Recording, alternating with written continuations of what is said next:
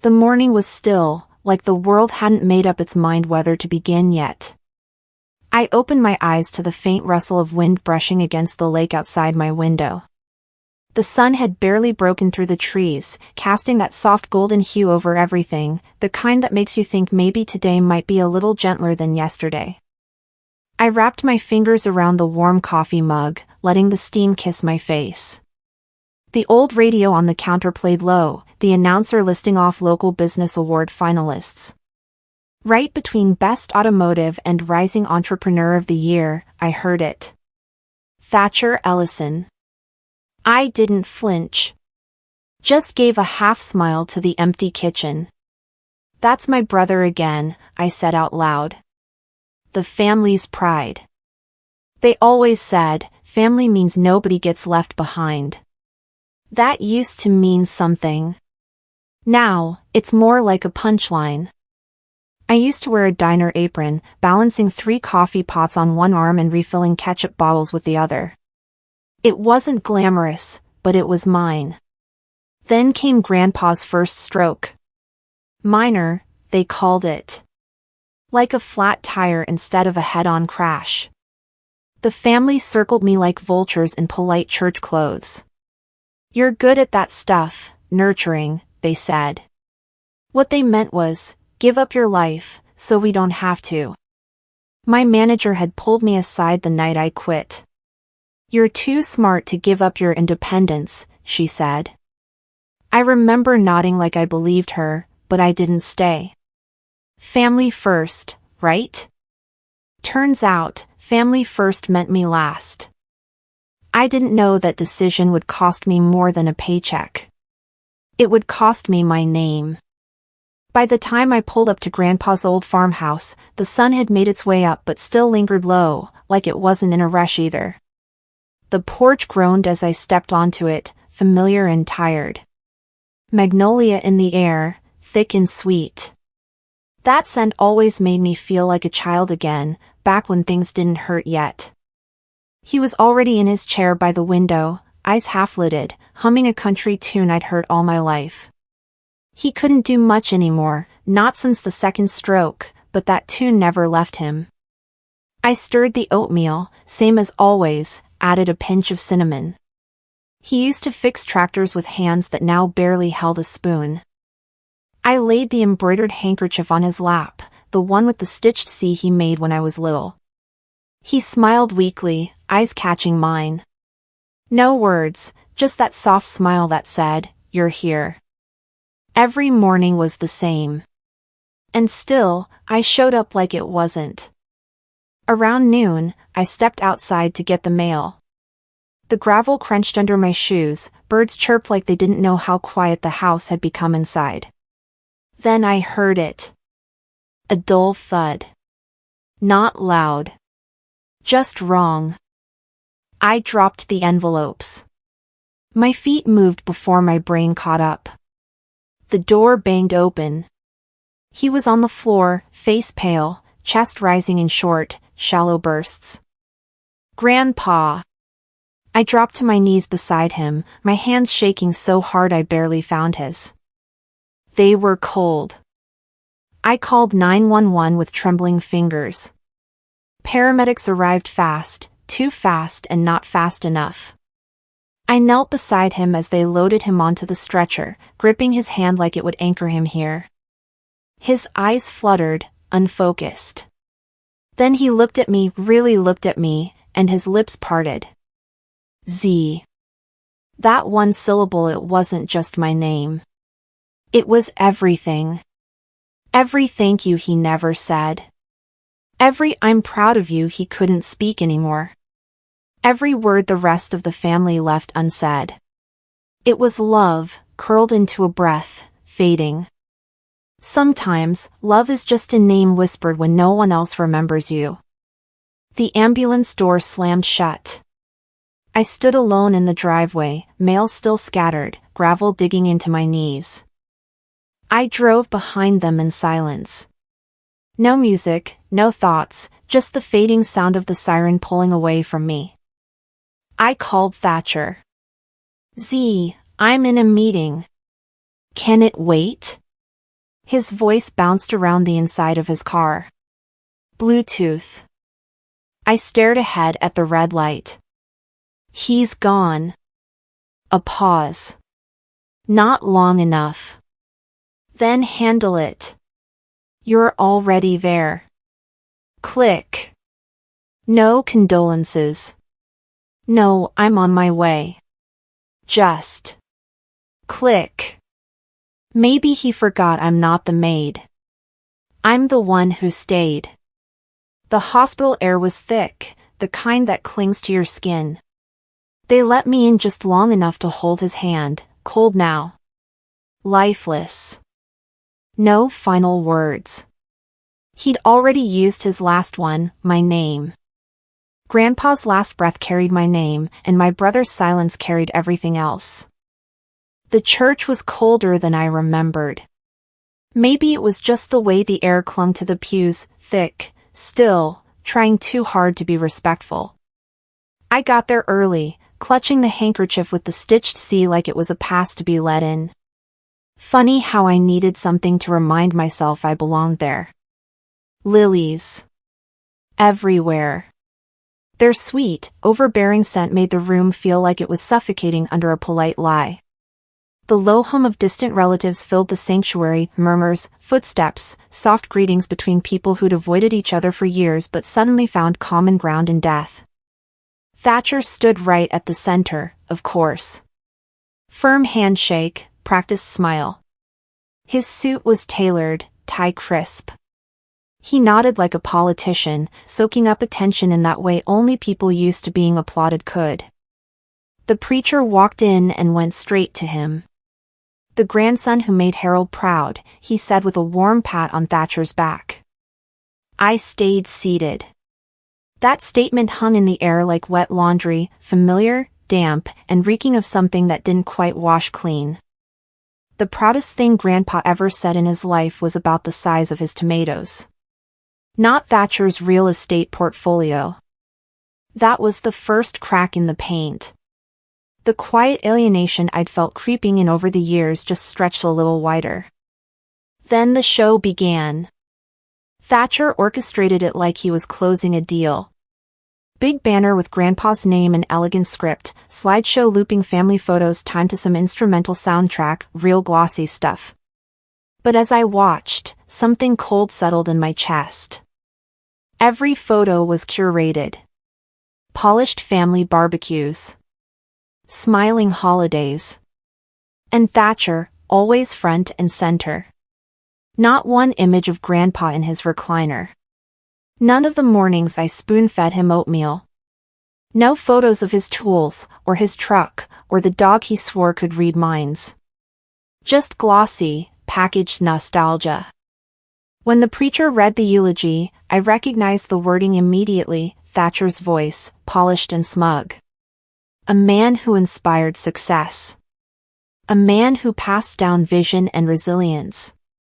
Then the kicker, Harold Whitlow was never alone, his faithful grandson stood by him to the end. I didn't move. Just stared ahead, jaw locked. My hand gripped the handkerchief so hard the fabric strained. Everyone clapped politely when it ended. I didn't. Sometimes grief doesn't make you cry, it makes you listen to lies in a room full of applause. Afterward, people filed out like they were leaving a conference. Thatcher's assistant, yes, he had one, was already directing folks toward their cars. I followed Thatcher to the side, hoping to catch a word. He didn't stop walking. We're meeting at the house to go over some things with the lawyer. Family matters. I hesitated. Should I come? He glanced back just long enough to offer a tight smile. It's more of a formal discussion. You've got enough on your plate, see? That sentence it landed like a backhand across the face, wrapped in velvet. I watched them all pile into their black cars, leather seats, tinted windows, and drive off, like they were heading to a brunch reservation instead of closing the chapter of a man's life. So I stayed. The cemetery had emptied out. I knelt by the headstone and laid the handkerchief across it. "You'd hate the way they made you look like a brand," I whispered. "You weren't a legacy. You were a person." There was no answer. Just wind curling around the flowers. Back at the farmhouse, I thought I'd feel hollow walking through the door. But it wasn't emptiness that met me, it was memory. The radio still hummed that old country tune. Sunlight still kissed the seat where Grandpa napped every afternoon. Nothing had changed. And yet, everything had. That's when I saw the envelope. Sitting on the desk, half covered by a newspaper. My name written on the front in Grandpa's shaky hand. To Zephyra. It was empty. No letter. No note. Just the envelope. A chill ran up my spine, not from fear, but knowing. Somebody had gotten to it before me. I scanned the desk, papers missing, drawers ajar. A photo frame was turned backward on the shelf. When people rush to manage a dead man's affairs, they're not managing grief. They're managing guilt. That night, I didn't sleep. Sometime past 9, headlights cut across the living room wall. I ducked near the stairs and peeked through the curtain. Thatcher's BMW. Two of our cousins laughing as they unloaded something from the trunk. I stayed quiet, crouched in the dark. "We'll clean up tomorrow," one of them said, careless. "Get those old boxes out before she notices." I didn't need to hear more. They were treating Grandpa's life like a storage unit. Something to empty, sell, and move on from. I stood there in the silence, fists clenched. All those years I'd spent thinking silence was a form of grace. Turns out, it's just space people fill with their own version of the truth. If they think I'm too soft to fight, they've forgotten who taught me to hold a wrench. I turned off the lights and waited. Tomorrow, I'd stop being the quiet granddaughter. I woke up before the sun. The house creaked like it was sore from being stepped on too much. The scent of old wood mixed with the faint must of last night's rain. It wasn't peaceful, it was emptied. Like the walls knew something had been taken that didn't belong to the people who took it. I wrapped Grandpa's handkerchief around my fingers as I walked through the living room. 3 boxes I'd seen just yesterday, his war medals, the tin of photos, and his old tool belt, were gone. I opened the front door, and there stood Mr. Dilworth. Tan trench coat, clipboard in hand, smile so tight it looked like it hurt. "Morning, Ms. Whitlow," he said like he was greeting a neighbor and not standing in the doorway of a grieving woman's home. "What are you doing here?"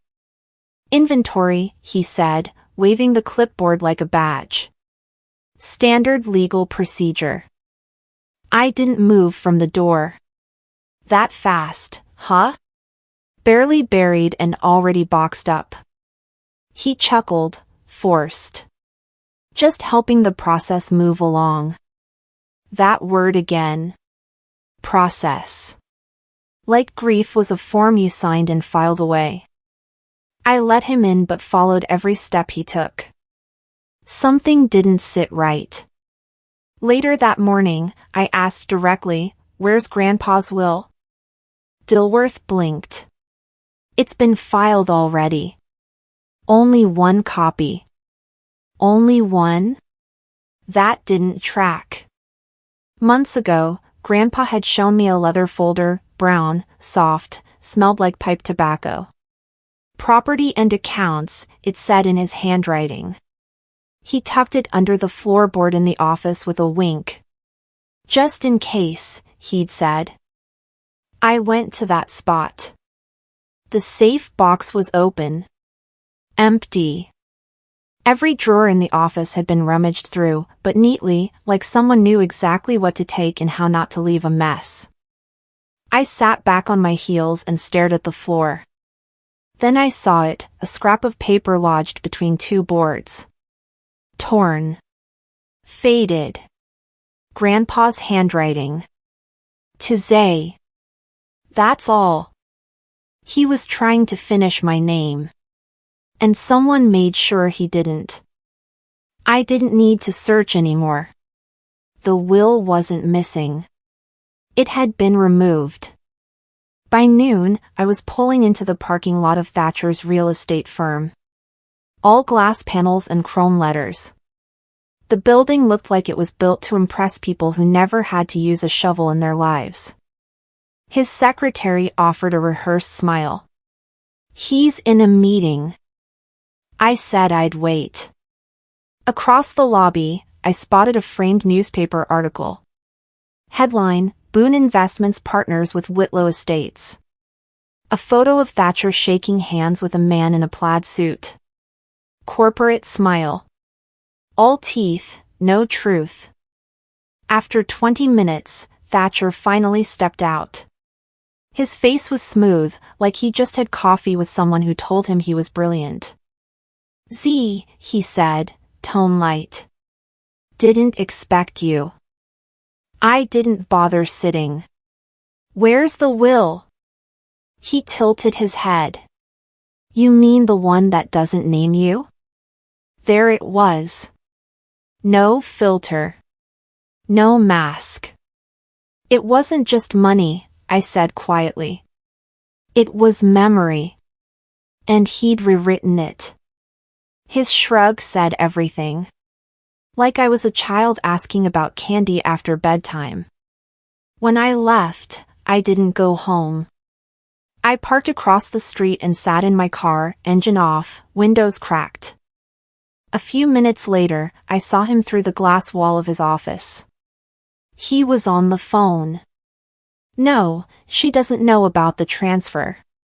Make sure the signatures match. My heart stopped. He wasn't talking about a will. He was talking about a deed. I drove back to the farmhouse. I don't remember the turns or the traffic. Just the growing silence between my ears. When I pulled into the driveway, the mailbox flag was up. I opened it without thinking. A letter. From the county records office. Addressed to T. Boone. Inside, confirmation of property deed transfer. Filed the day before Grandpa died. I stood there, letter shaking in my hand. He didn't just take what was mine. He used Grandpa's dying breath to timestamp it. I sat down at Grandpa's desk, the envelope from earlier still empty beside me. I pulled the torn paper from my pocket, smoothed it out next to the handkerchief. You trusted me once more than your own blood, I whispered. I'll make sure that means something. I started writing. Dates. Names. Details. People forget justice doesn't shout. It waits. That night, I made a decision. I'd go see Horace, Grandpa's old friend and the only lawyer he actually trusted. When I left the house, the sun finally broke through the rain. I wasn't mourning anymore, I was hunting. By the time I pulled back into the driveway that afternoon, the rain had dried but the air still felt damp, like the house had been sweating secrets overnight. I walked straight into the living room, heading for the shelf where Grandpa kept his old photo albums. I didn't expect comfort. I expected pain. What I didn't expect was absence. The green and red leather albums, gone. The wooden photo box labeled Z. Whitlow, the one he let me paint when I was 11, sat open. Empty. I ran my fingers across the lid, my name still carved with a shaky hand and a dull pocket knife.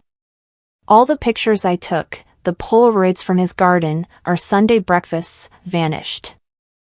I opened the safe behind the TV stand. Inside were 3 blank notebooks. Grandpa had used to track his care, blood pressure, meds, appointments. They were always there.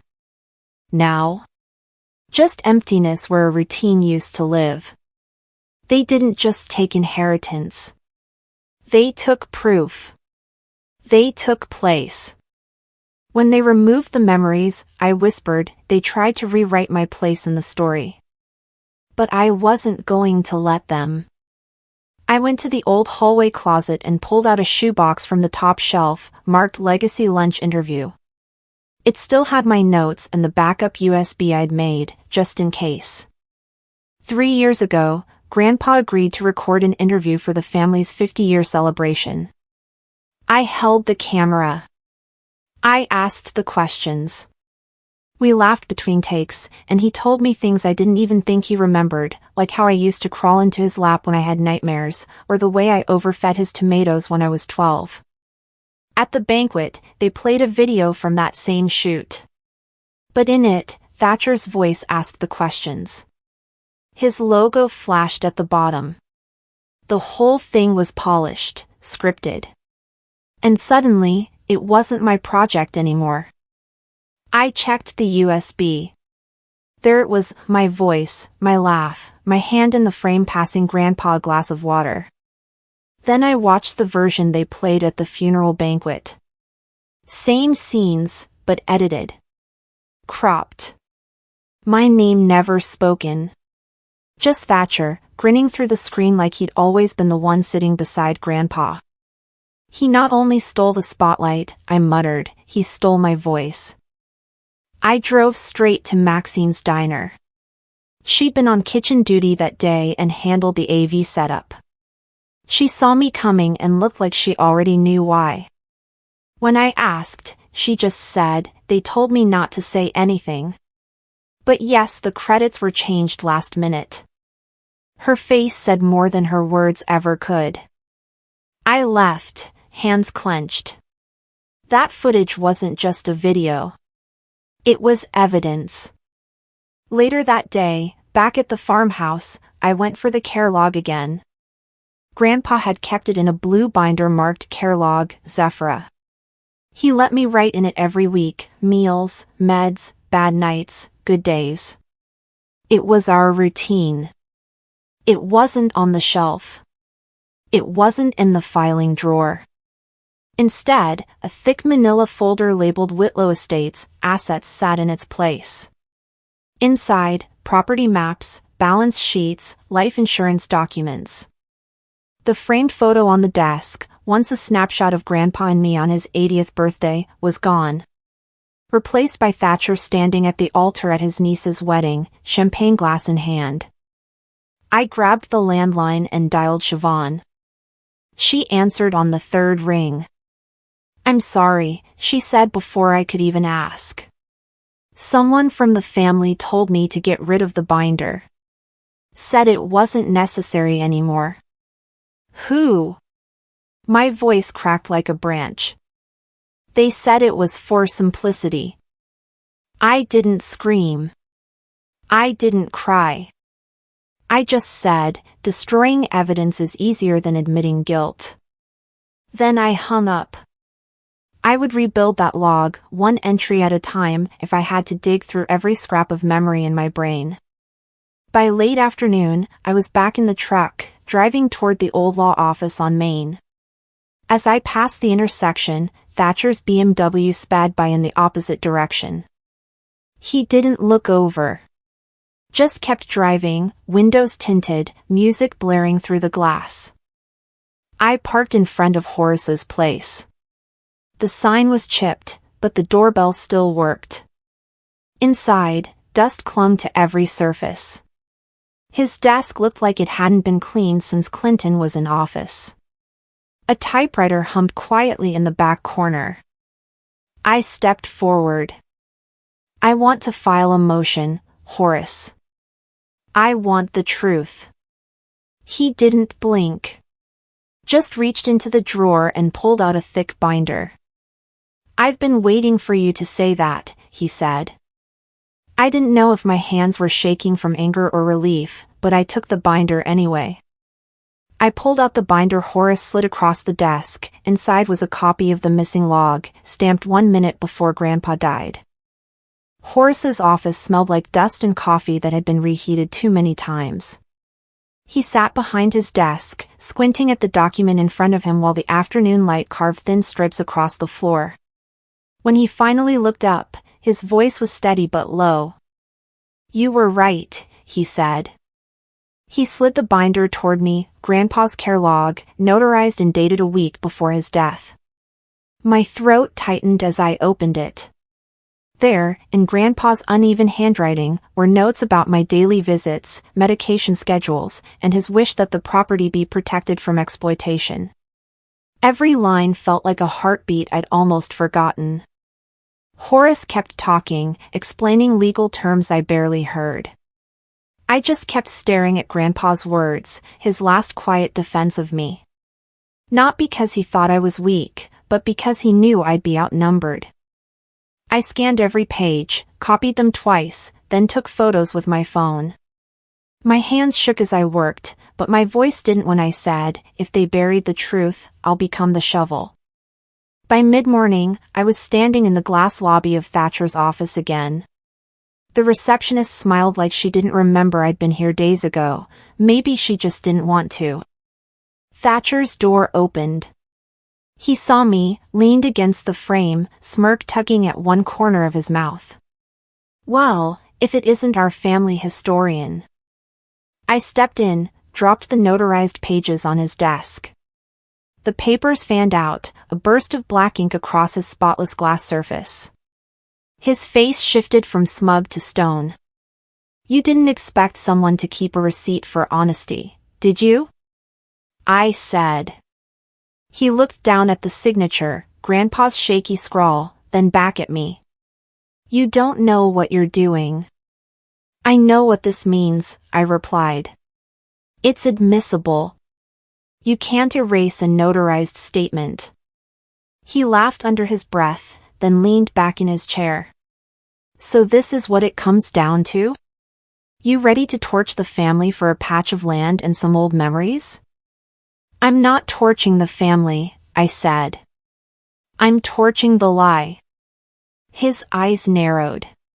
For a moment, the room went completely still. Then he stood, walked to the filing cabinet, and pulled out an old manila envelope. He slid a single sheet of paper across the desk. It was a police report. My name at the top. I didn't need to read the rest. I remembered that night, 19, exhausted, scared, calling 911 because I thought the world was caving in. They'd written it up as a mental health incident. I'd buried it deep, told no one. "You really want the court reading this?" he asked, almost gently. Then came the smirk again. "Kind of undercuts the whole responsible caretaker angle, don't you think?" For a heartbeat, I couldn't breathe. Every muscle locked, my pulse roaring in my ears. But then, something in me shifted. I looked him dead in the eye and said, "You think that weakens me? It proves I survived twice." He blinked, like he hadn't expected that. I stood up, gathered my papers, and walked out. My legs shook all the way to the elevator, but I didn't stop. Outside, the air hit my face sharp and cold. I drove straight to the courthouse, parked crooked, and walked in before I could talk myself out of it. The clerk at the desk asked my name. I told her. My voice didn't waver. "I need to file for a full probate hearing." Within an hour, the paperwork was done. Horace met me outside, his coat collar turned up against the wind. "He bet on your silence," he said, handing me a receipt. "That's his first mistake." On the drive back, I called Siobhan. She picked up after the second ring. "I need you to testify," I said. There was a long pause. Then her voice cracked. "I should have said no when they asked me to erase you. I'll make it right." When I got home, dusk had already fallen. I sat in Grandpa's old armchair, the same one that still held his shape. The house was quiet except for the hum of the refrigerator and the faint sound of crickets outside. I'm not stopping, I whispered. Not now. Not ever.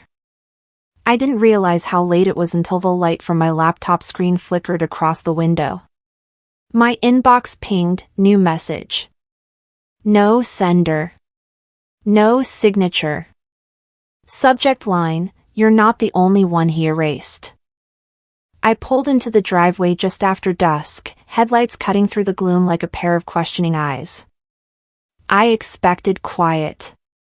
I expected the old tractor in the garage, the same rusted wrench on the workbench. I didn't expect a U-Haul with Boone Investments painted across the side. Stepping inside the farmhouse felt wrong. The smell of oil and magnolia was still there, but the space had shifted. The tool bench was bare. The cabinets held only dust where tools once lived. Grandpa's gloves sat on the stool, untouched. His place of daily work erased. My heart slammed against my ribs. They didn't just want the house, they wanted the life he built.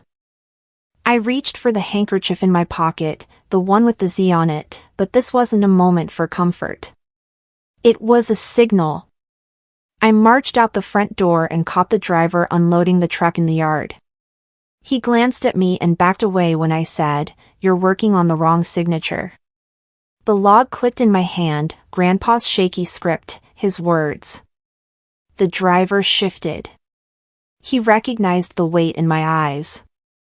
I didn't raise my voice. I didn't need to. Later that evening I found myself in the gleam of Thatcher's office building, chrome and glass under streetlights. He told me it was a friendly meeting. I accused him with calm. The notarized care log sat between us like an accusation. He looked at it, closed his eyes, then slid a folder across the desk. I opened it and froze. An old police report with my name at the top. It detailed a panic attack, a 911 call I buried deep. "You're wild for thinking you can play this game," he said. "I could go public with this, ruin your credibility before you even start." I stared at him.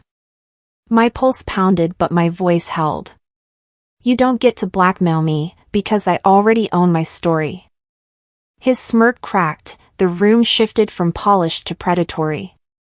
He leaned back. "If something's broken, you fix it yourself," I told him quietly. I left without looking back. Night found me back in Grandpa's old workroom.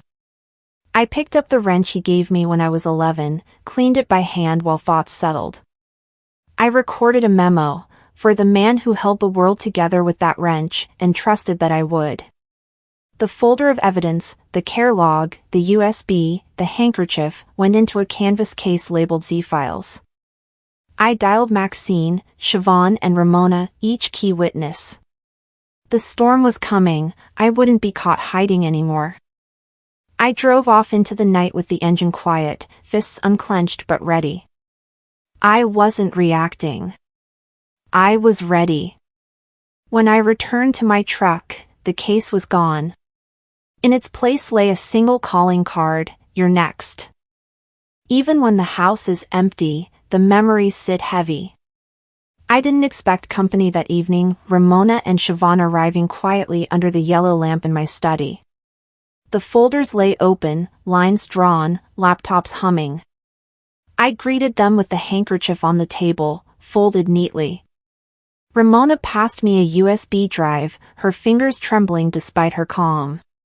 Siobhan placed a set of screenshots in front of us, those missing pages, that binder gone. We sat together, the three of us, mapping what each of us could bring.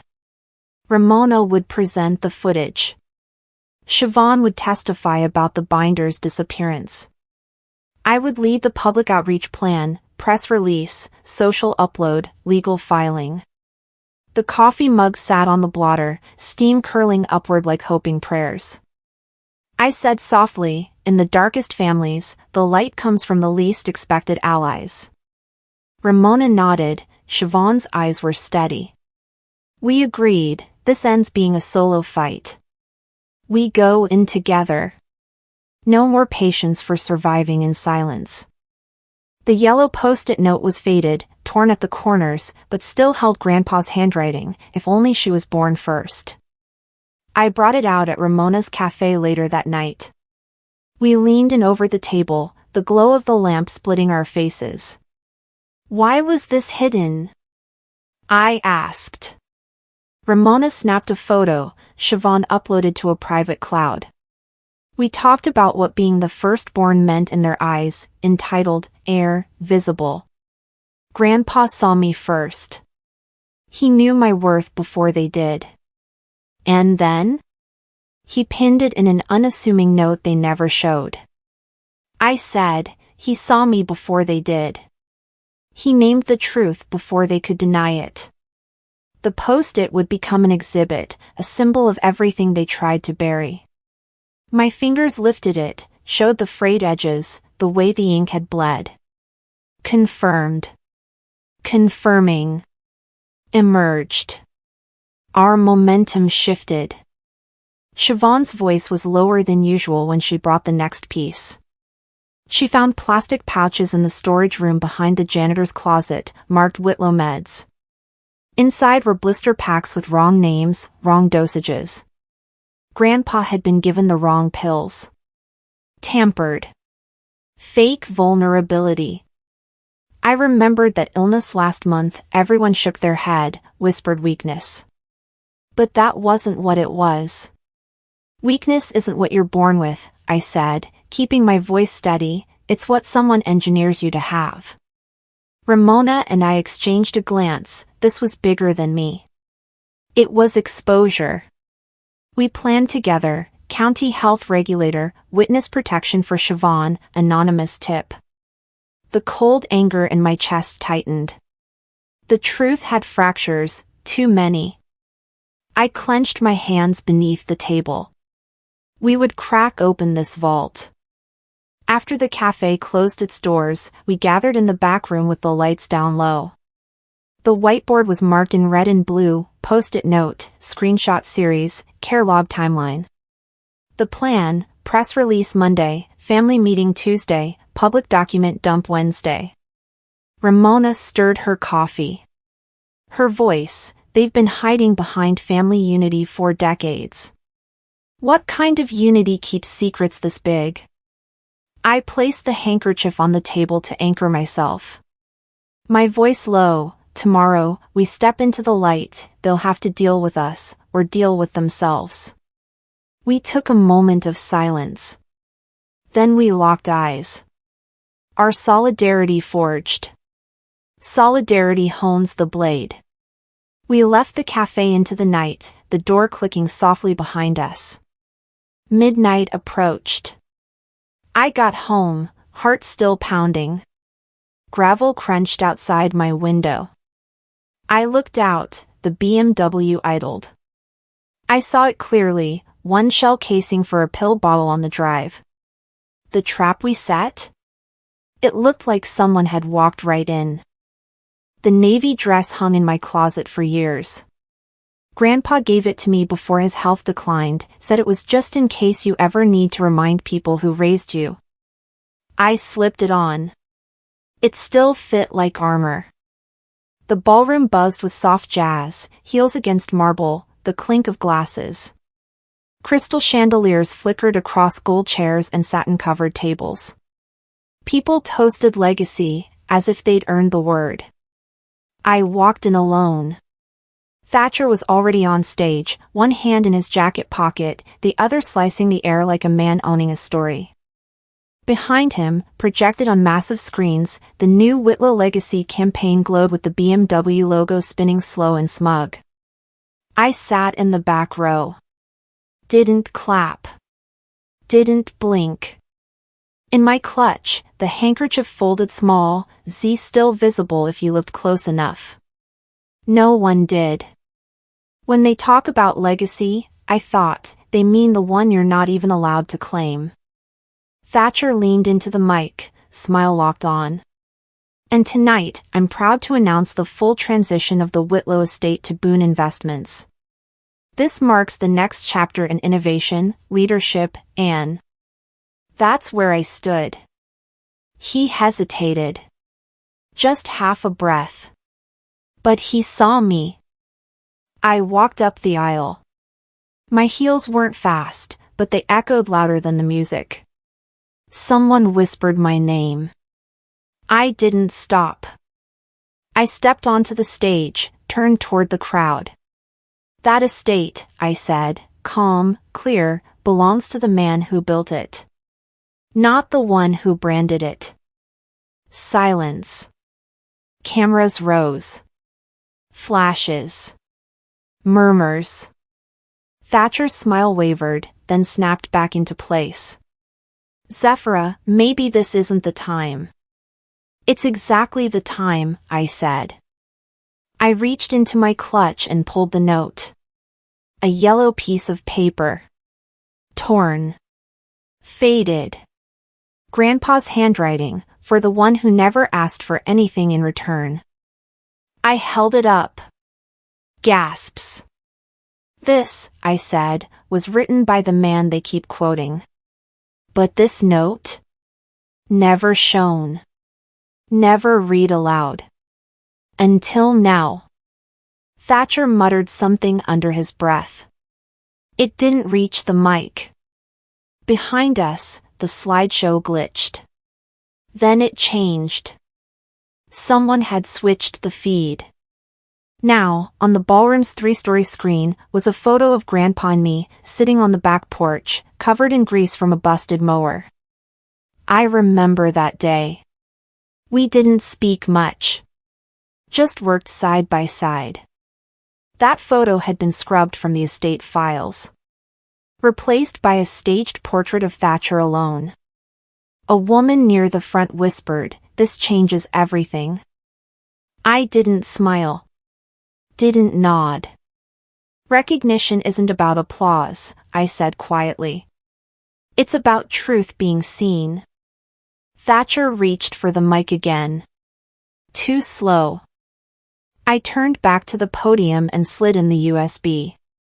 The screen flickered once more, then the sound came through. Grandpa's voice. Ragged, worn, but steady. If you're hearing this, then someone's finally listening. The Z-files, they hold the truth. About the land. About the family. About who actually showed up. People froze. Wine glasses paused midair. Eyes darted between me and Thatcher. And for the first time, his face cracked. The composure didn't hold. I saw it, the flicker of panic. I didn't stay to watch him sweat. I walked off stage, heels softer this time. Past tables that had never offered me a seat. Past cousins who never asked what I'd lost. This wasn't revenge. It was justice. Served quiet. Without needing applause. As the gala lights dimmed, I stood outside on the curb, dress catching wind, arms crossed. From inside, music still played. Toasts still clinked. But I knew something had shifted. Some applause applauds the wrong person. But a whisper? The courthouse steps were damp from the morning mist.